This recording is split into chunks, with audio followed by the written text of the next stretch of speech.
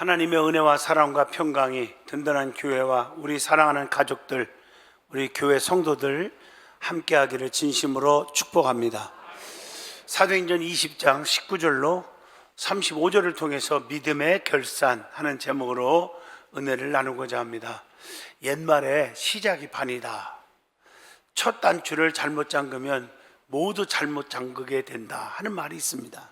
한마디로 시작이 중요하다 이런 뜻입니다. 그러나 시작도 중요하지만 마지막도 중요합니다. 끝이 좋으면 모든 것이 다 좋다고 하는 말이 있습니다. 그래서 처음은 미약했으나 나중은 창대케 하리라. 처음에는 아주 잘했는데 마지막에 보면 믿음이 쇠퇴된 사람도 있거든요. 그러면 안 된다는 얘기겠죠. 사람이 태어나는 것도 중요하지만 마지막 인생을 마무리하여 죽을 때가 더 중요한 것입니다. 호랑이는 죽어서 가죽을 남기고 사람은 죽어서 이름을 남긴다 이런 말이 있지만 저는 그렇게 말하고 싶지 않습니다. 믿음의 관점에서 보면 사람은 이름을 날리는 것보다 사명을 남긴다 하는 말이 주님 앞에 상 받는 일이라고 생각합니다. 여러분 잘 아시는 그 찬양 하나가 있죠. 주여 나를 평화의 도구로 써주소서. 평화의 기도입니다. 어느 추운 눈 내리는 겨울밤입니다. 불을 끄고 막 잠을 청하려고 하는데 누가 문을 막 두드립니다. 너무 귀찮아요. 그런데 내가 찾아온 사람을 그냥 돌려보낼 수가 없어서 불편하지만 잠자리에서 일어나 문을 열어줍니다. 문 밖에는 험상궂은 한센병자 하나가 추워서 벌벌 떨고 있었어요. 섬찟하지요. 그래도 마음을 가라앉히고 정중하게 물어봤습니다. 어쩐 일이십니까? 정중하게 물어봤더니 죄송하지만요, 몸이 너무너무 추워서요, 꽁꽁 얼어 죽게 생겼어요. 몸 좀 녹이고 가게 해주면 안 되겠습니까? 애처롭게 간청하는 그 간청에 이길 수가 없어서 양심에 따라 그럴 수가 없어서 마지못해서 머리와 어깨에 쌓인 눈을 털어주면서 안으로 안내합니다. 자리에 앉자 살이 썩는 고름으로 심한 악취가 코를 진동합니다. 그래도 물어봅니다. 어떻게 식사는 하셨는가요? 아니요, 벌써 며칠째 굶어가지고요, 배가요 등가죽에 탁 붙었어요. 식당에서 아침 식사하려고 준비해놓은 빵과 우유를 가져다 줍니다. 오늘 한센병자는 기다렸다는 듯이 빵과 우유를 허겁지겁 다 먹고 나서 식사 후에 몸이 좀 녹았으니 나가주기를 기다렸는데 안 나가면서 기침을 콜록콜록 하면서 부탁을 합니다. 지금 밖에 눈이 너무 많이 내리고 날이 추워서 도저히 가기 어려울 것 같네요. 하룻밤만 좀 재워주면 안 되겠나요? 할 수 없잖아요. 누추하지만 방언에서 자기 했어요. 자기 침대를 내줬습니다. 하룻밤 자고 가시죠. 염치 없는 이 환자는 정말 계속 끝이 없었어요.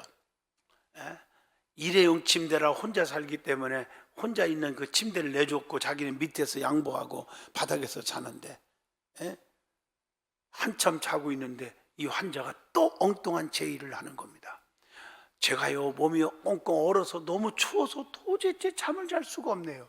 미안하지만요, 성도님의 그 체온으로 내 몸을 좀 녹여주시면 안 되겠나요? 어처구니 없잖아요. 당장 자리에 일어나 내쫓고 싶지만은 예수님이 인류를 위하여 희생하신 십자가의 은혜를 생각하면서 꾹 참았습니다. 그의 요구대로 옷을 모두 벗고는 알몸으로 한센병 환자를 꼭 안고 침대에 누웠습니다. 상상치 못한 상황이 벌어진 거죠. 일인용 침대라 잠자리도 불편하고 고약한 냄새까지 나지만요, 어떡합니까? 밀착시켜서 자기 체온으로 얼은 몸을 녹여주면서 잠을 잡니다. 그런데 꿈속으로 쏙 빠져들어갑니다. 꿈속에서 예수님께서 환하게 기쁘게 웃으시면서 프란시스코야, 나는 네가 사랑하는 예수란다. 네가 나를 이렇게 극진히 정성도 대접했으니 하늘의 상이 너무너무 클 거다. 아, 주님, 나는 아무것도 주님께 드린 것이 없는데요. 꿈속에서 주님의 모습을 보고 깜짝 놀라 자리에서 일어났는데 벌써 날이 밝았고 아침이 되었고, 그러나 침대에 같이 자고 있었던 한센병 환자는 온데간도 없이 사라졌습니다. 뿐만 아니라 고름 냄새가 배어 있어야 할 침대에는요, 냄새는 어디 갔는지 없어지고 극한 향기만 남아있을 뿐 아무것도 없었어요. 아, 그분이 주님이셨군요. 주님이 부족한 저를 이렇게 찾아주셨군요.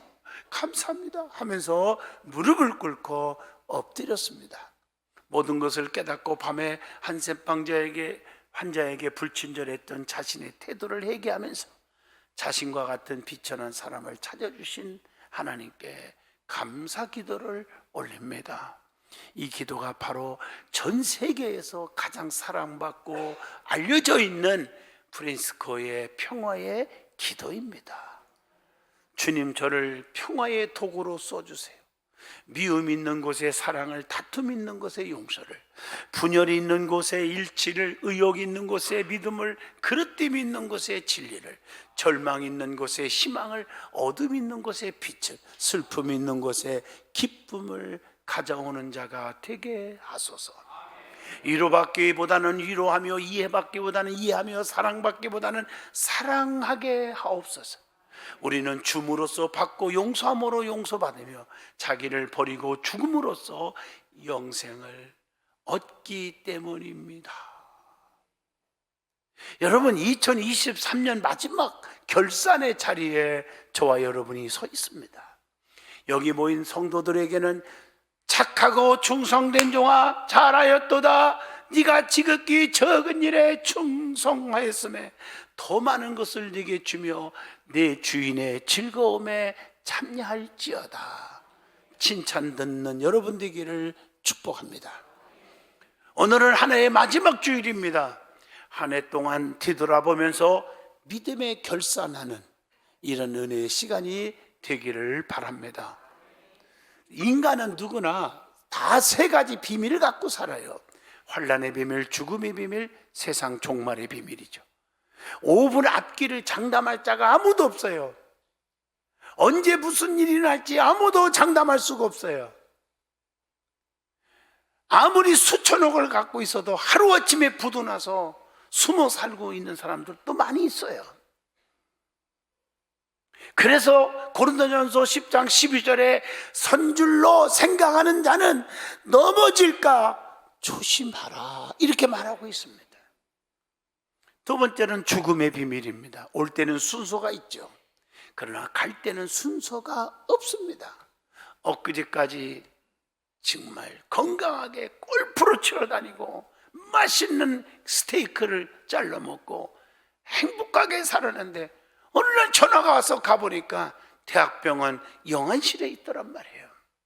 저는 이런 사람들 한두 번 본 게 아닙니다. 종합병원에 가보세요. 10대, 20대, 30대, 40대, 50대, 60대 다 안치되어 있습니다. 인간의 삶은 내 맘대로 사는 것이 아닙니다. 또 하나는 세상 종말의 비밀이 있어요. 이것을 심판의 비밀, 주님의 재림의 비밀이라고 말합니다. 마태복음 24장 36절에 보면 그날과 그때는 아무도 모르나니 하늘의 천사들도 아들도 모르고 오직 아버지만 아시느니라.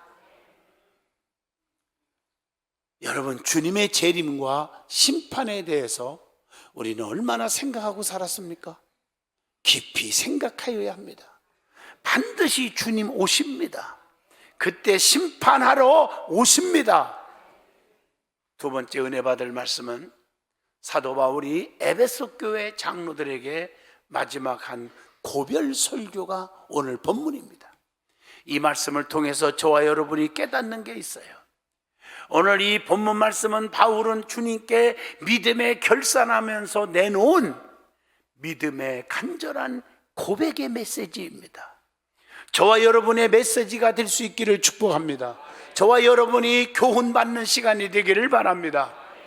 첫째, 바울은 겸손과 눈물로 살았다고 자기 결산보고를 합니다. 사도행전 2장 19절에 그렇게 오늘 본문에 말씀하고 계십니다. 바울은 가진 것이 너무나 많았습니다. 길리기아 다소에서 철학을 공부한 유명한 철학자입니다. 사도행전 22장 3절입니다. 또 이스라엘의 가장 훌륭한 선생인 가말리엘 문화 수제자로 공부한 석학자입니다. 또 바리새인으로서 정통파 교인입니다. 빌립보 3장 5절에 나오죠. 또 모든 세계가 노마로 통한다는 말이 있잖아요. 노마의 시민권을 가진 명예와 권세가 당당한 사람입니다. 부러울 게 없어요. 예형적으로 볼 때. 그것뿐입니까? 하나님의 선민인 히브리 민족이며 베냐민 지파 사람입니다. 빌립보 3장 5절에 기록되어 있어요. 이런 바울은요, 처음에는요, 교회와 예수 믿는 사람들, 저 모조리 같은 사람들 이렇게 생각했는지 모조리 죽이는데 동조했던 아주 흉악한 자요, 핍박자였지만 그는 다메섹으로 핍박하러 올라가다가 빛 가운데서 주님을 만났습니다.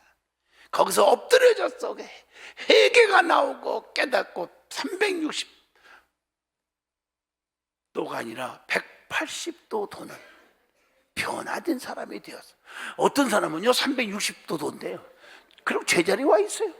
예, 저도 설교하다가 깜짝 잘못 얘기할 뻔했어요 지금.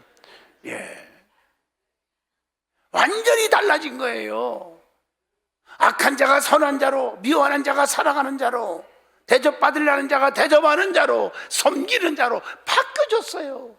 그것뿐입니까? 모든 부귀, 영화, 명예, 권세, 지식, 이게 최고인 줄 알았는데 주님 만나고 나니까 분토보다도 못한 것으로 여기노라. 빌립보 3장 8절이에요.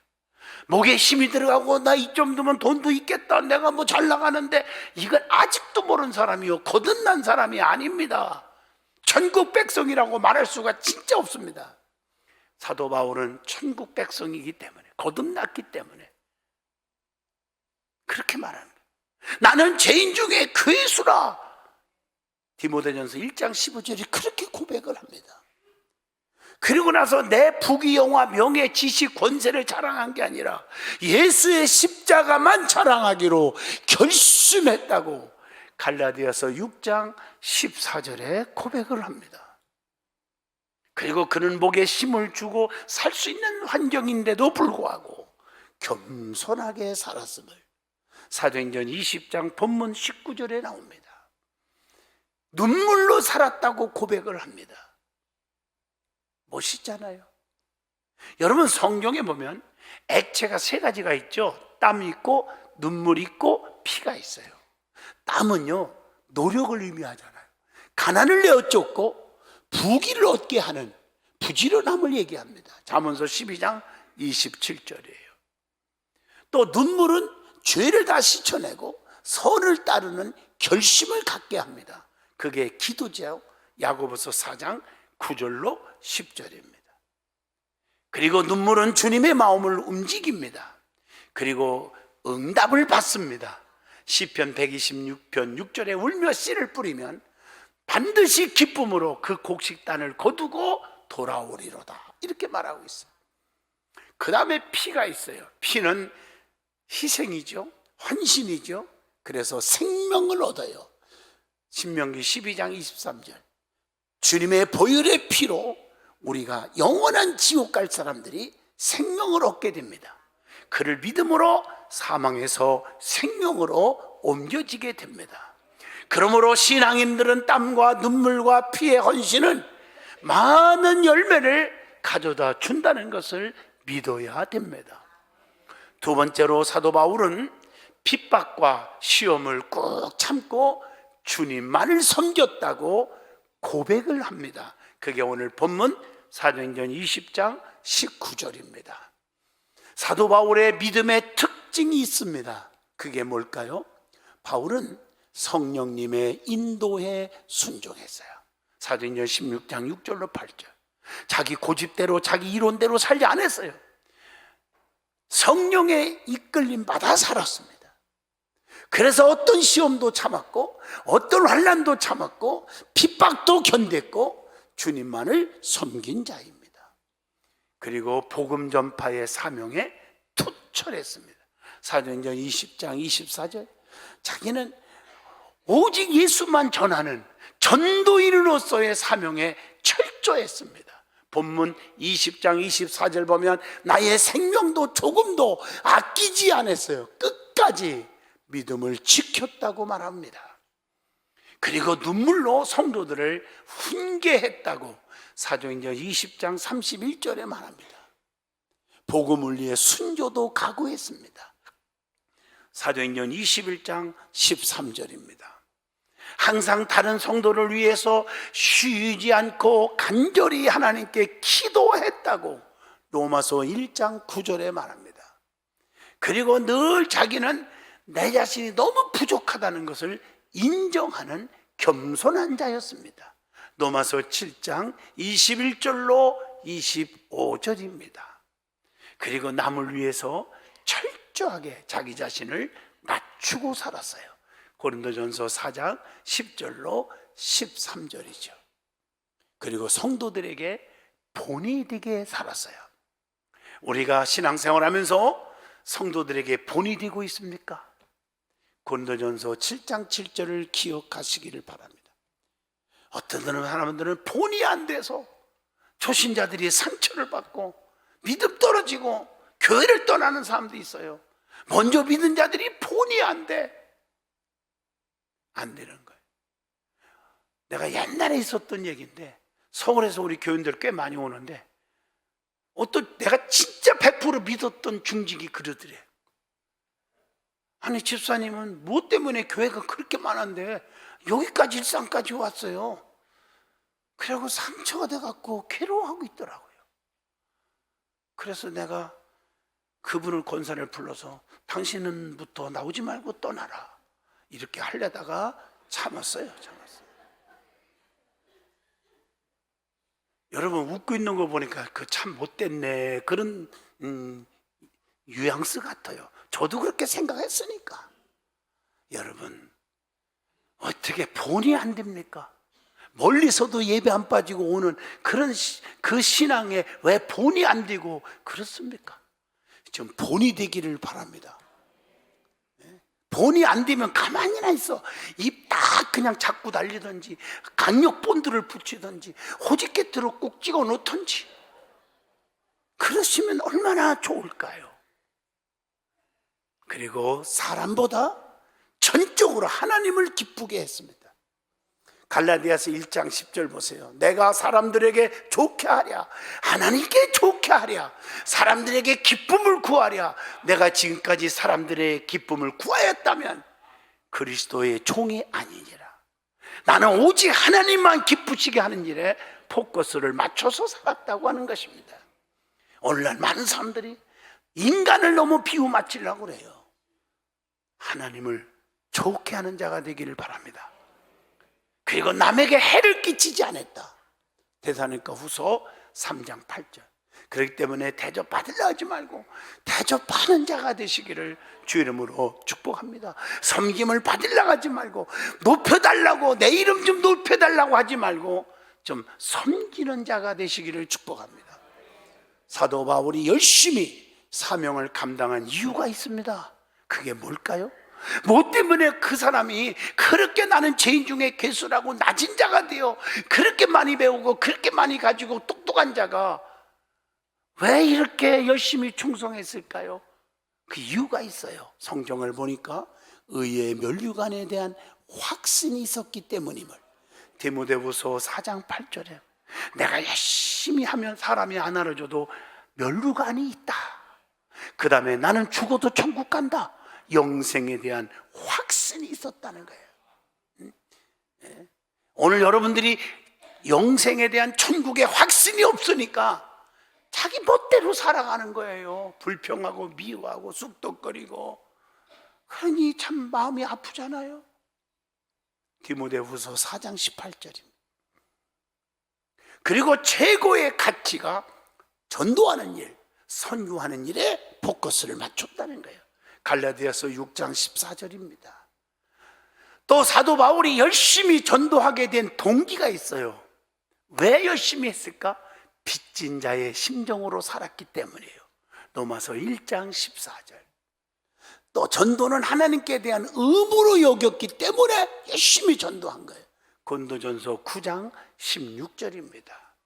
복음 전파는 하나님의 명령이요, 내가 전하지 아니하면 내게 화가 있을 것이미로라고 그렇게 바울은 고백을 하잖아요.